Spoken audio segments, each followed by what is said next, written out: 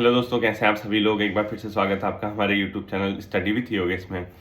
सबसे पहले तो कल होने वाले फॉरेस्ट गार्ड एग्जाम की आप सभी छात्रों को ढेर सारी शुभकामनाएं। मैंने आपसे पहले कहा था कि 1-2 दिन आपकी क्लासेस नहीं आएंगी।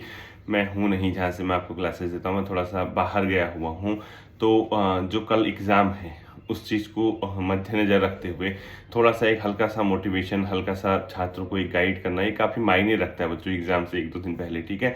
और मैंने आपसे फिर बार बार ये कह रहा हूँ, क्योंकि ये जो पेपर है ये थोड़ा सा आपको जैसा भी पेपर स्टैंडर्ड होगा क्वेश्चन का, उसके अलावा 10 से 15% आपकी सफलता की संभावनाएं इस बात पे निर्भर करती हैं कि वहाँ पे ऑन द स्पॉट आप इस बार क्या करके आने वाले। इस चीज़ को आपको विवेक में पूरे ध्यान में रखना है, क्योंकि कल ही परसों पटवारी का रिजल्ट आया हुआ है। इसके अलावा कुछ समय बाद कनिष्ठ सहायक का रिजल्ट आ जाएगा। 746 जो पद कनिष्ठ सहायक के थे उनकी ज्वाइनिंग हो जाएगी। पुलिस कांस्टेबल का रिजल्ट आ जाएगा, उनकी ज्वाइनिंग हो जाएगी। यानी कहीं ना कहीं आप मान के चलिए बच्चों, आपको पूरे के पूरे विवेक से पूरा अपना माइंड पेपर के साथ साथ उन सभी बातों पे भी रखना है कि हमने कितने क्वेश्चन अटेम्प्ट करने हैं और कैसे कैसे हम उन क्वेश्चन को अटेम्प्ट करें और कितना हमें नेगेटिव मार्किंग से बचना है, ठीक है। इस चीज़ को अपने माइंड पे रखना।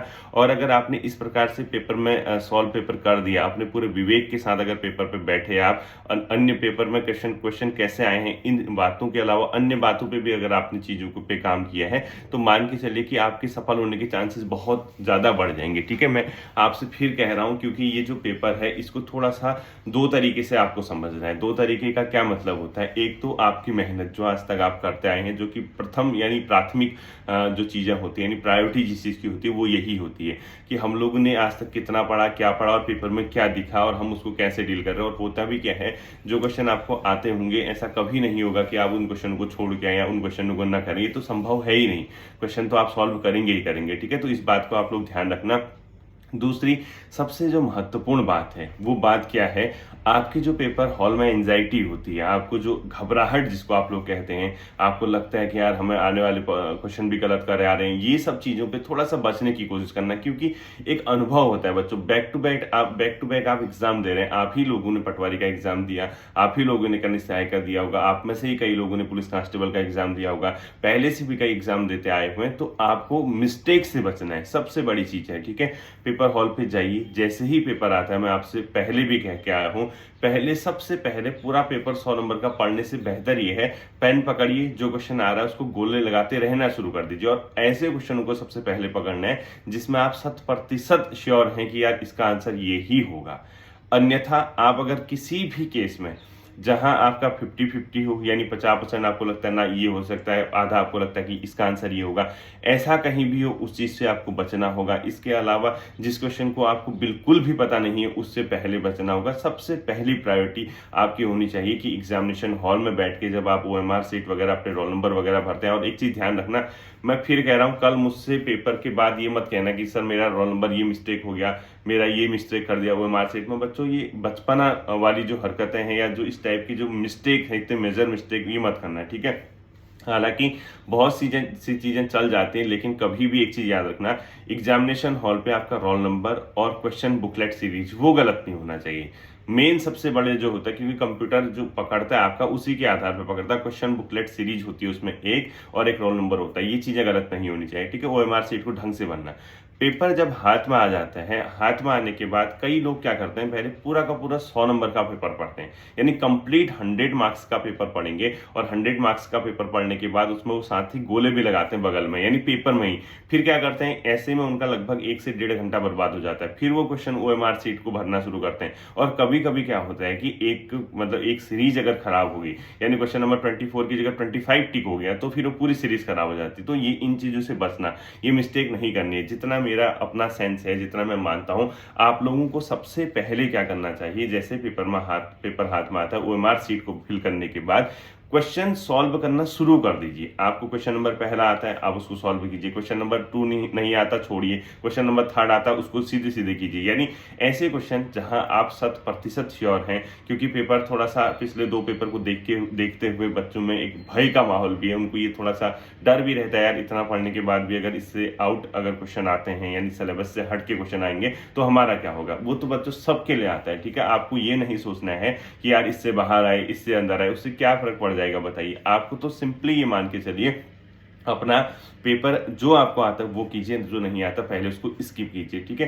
तो क्वेश्चन नंबर 1 से 100 तक ऐसे क्वेश्चन जो आपको 100% लगता है कि इसका आंसर यही होगा, उसको सॉल्व कर दीजिए, उसके बाद उसको काउंट कीजिए और पेपर को साथ ही साथ एनालिसिस भी करते रहिए। आप ये देखिए कि पेपर का स्तर कैसा है और हमेशा एक याद रखना, टफ पेपर कभी भी आता है तो उसमें संभावनाएं बढ़ जाती हैं सिलेक्शन की।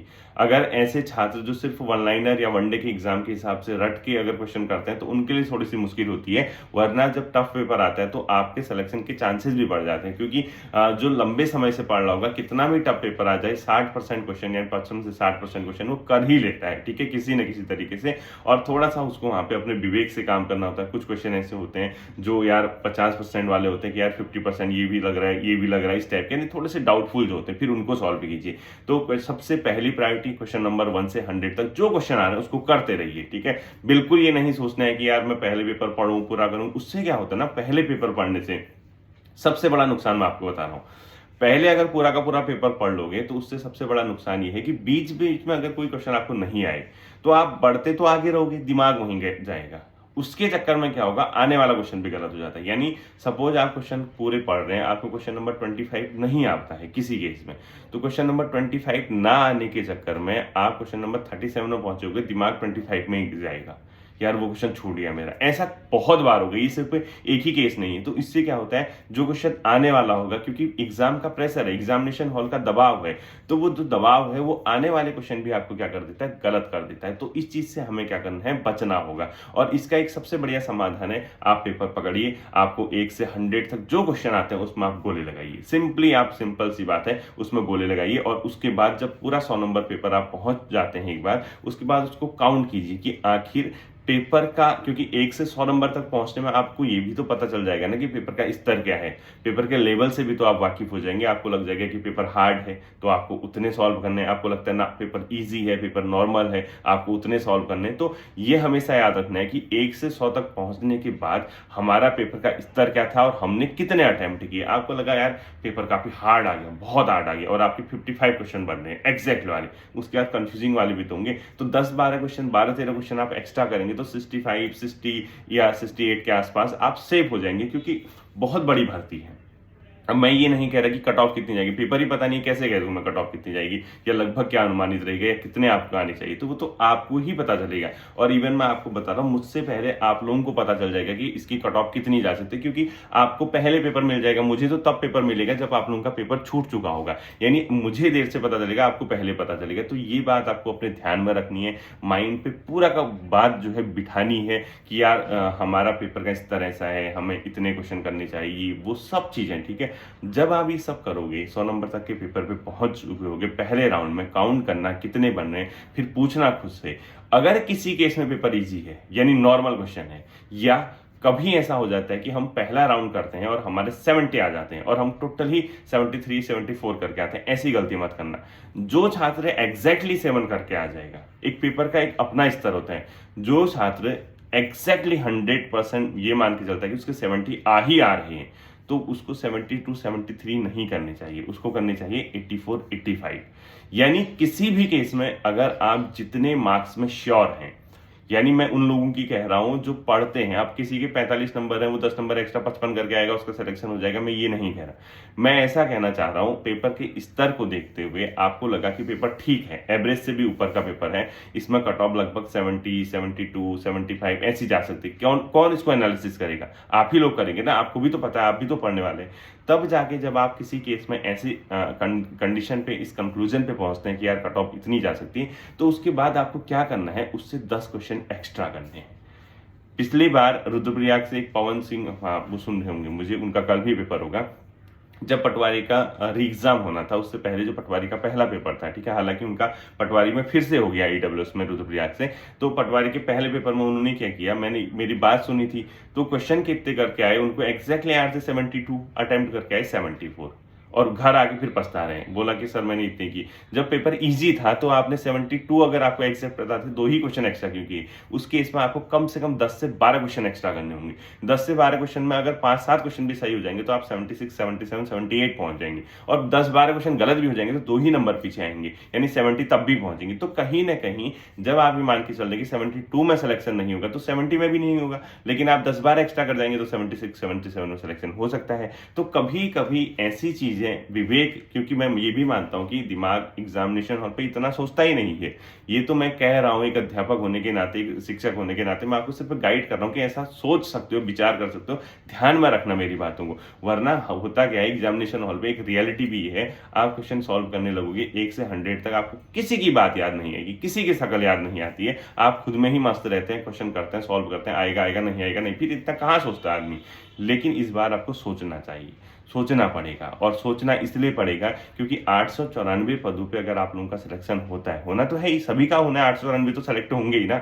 अब आप में से भी, आप जो सुन रहे होंगे उन्हीं में से भी होंगे। अब ऐसा भी नहीं है कि जितने सुन रहे हैं सबका सब हो जाए, सबके सब सिलेक्शन, लेकिन हमें अभी तो नहीं पता ना किसका सिलेक्शन होगा, किसका नहीं होगा। तो हमेशा ये मान के चलिए ना, एक मैं भी हूँगा, एक मेरा भी सिलेक्शन होगा, ऐसी विचारधारा अपने दिमाग में लेके रखनी है। नहीं यार मैं भी निकल सकता हूँ, मैं भी कर सकता हूँ, मैं भी एग्जाम क्वालिफाई कर सकता हूँ। जब इस प्रकार के अगर आपके अंदर थॉट होंगे, इस प्रकार का पॉजिटिव एटीट्यूड होगा, तो आप उसको सॉल्व कर पाएंगे। तो इसका टोटल वीडियो का कंक्लूजन क्या निकलता है?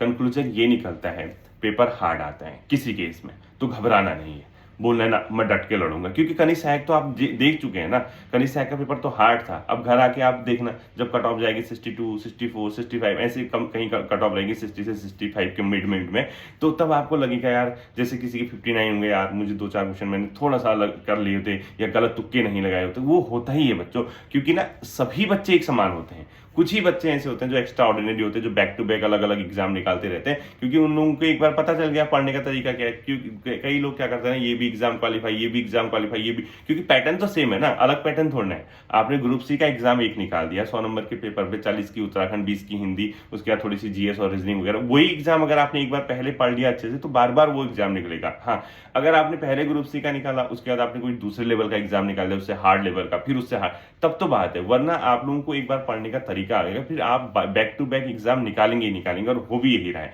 उत्तराखंड में देखना, अधिकांश छात्र जितने भी विज्ञापन आते हैं उसी के स्केल, क्योंकि कोई 2000 की स्केल का है, 2400 के स्केल का है, कोई 2800, कोई 4200, कोई 4600, तो वही बच्चे सेम पैटर्न के अलग अलग एग्जाम को निकाल लें, क्योंकि प्रोग्रेस हर कोई करना चाहते हैं। तो उनको एक बार पता चल गया था कि पढ़ने का तरीका क्या होना चाहिए, कितना पढ़ना है, कितने साधन यूज करने हैं। और कुछ बच्चे ऐसे हैं जो अभी भी अनावश्यक पढ़ रहे हैं, यानी उनको अभी तक पता नहीं चल पाया कि चीजें कितनी हमें पढ़नी चाहिए, क्या लिमिटेड पढ़ें या बहुत ज्यादा अनावश्यक पढ़ें। इस वजह से उनको क्या होता है, कभी कभी पेपर में वो जाते हैं, बहुत ज्यादा प्रेशर लेके जाते हैं। तो सिंपली बात है, आप पेपर में जाइए, आप देखिए 100 नंबर का पेपर अगर हार्ड पेपर आता है तो 60 क्वेश्चन, 62 क्वेश्चन अगर आप कर पा रहे हैं हार्ड क्वेश्चन, क्योंकि हर किसी की अपनी डेफिनेशन है।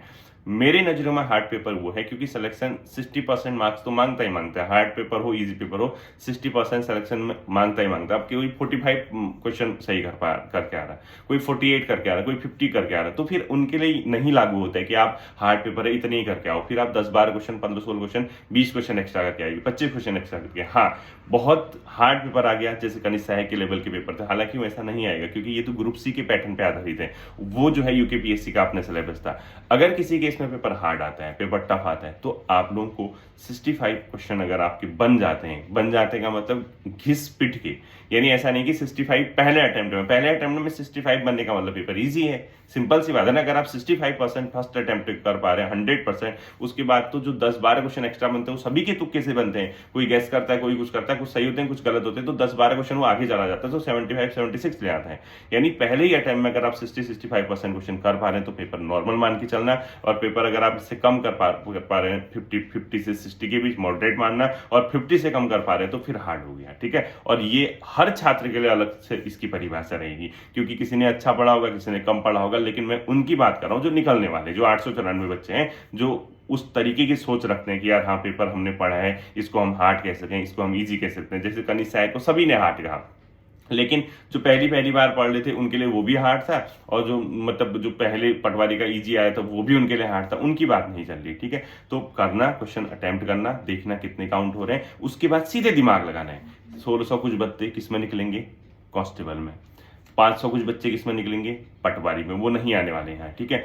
400 कुछ बच्चे कितने, खनिज सहायक में, वो भी मुश्किल से ही आएंगे फॉरेस्ट गार्ड में, क्योंकि वो फील्ड की नौकरी है, जिसको आगे पढ़ना होता है, फिर वो ऑफिशियल जॉब करना पसंद करता है, ठीक है। अब हाँ, किसी की अपनी चॉइस होती है कि वर्दी पहन के जो वन विभाग में उसकी नौकरी करो, वो सब आपकी अपनी थी, लेकिन मैक्सिमम जितना मेरी सोच है कि शायद नहीं आएंगे, क्योंकि पहले तो क्या था ना, फॉरेस्ट गार्ड में, फॉरेस्ट वाले में प्रमोशन की बहुत अच्छे चांसेस हैं, लेकिन अब क्या हो गया, धीरे धीरे वहां भी पैक होने लग गया। पिछली बार 1200 कुछ बच्चों का क्या गया है, बैच गया है। अब जितना 1200 बच्चों का बैच गया, तो वो ढांचा जब तक कवर नहीं होगा तो तब तक आपकी प्रमोशन भी नहीं होंगी, ये भी तो चीजें हैं ना।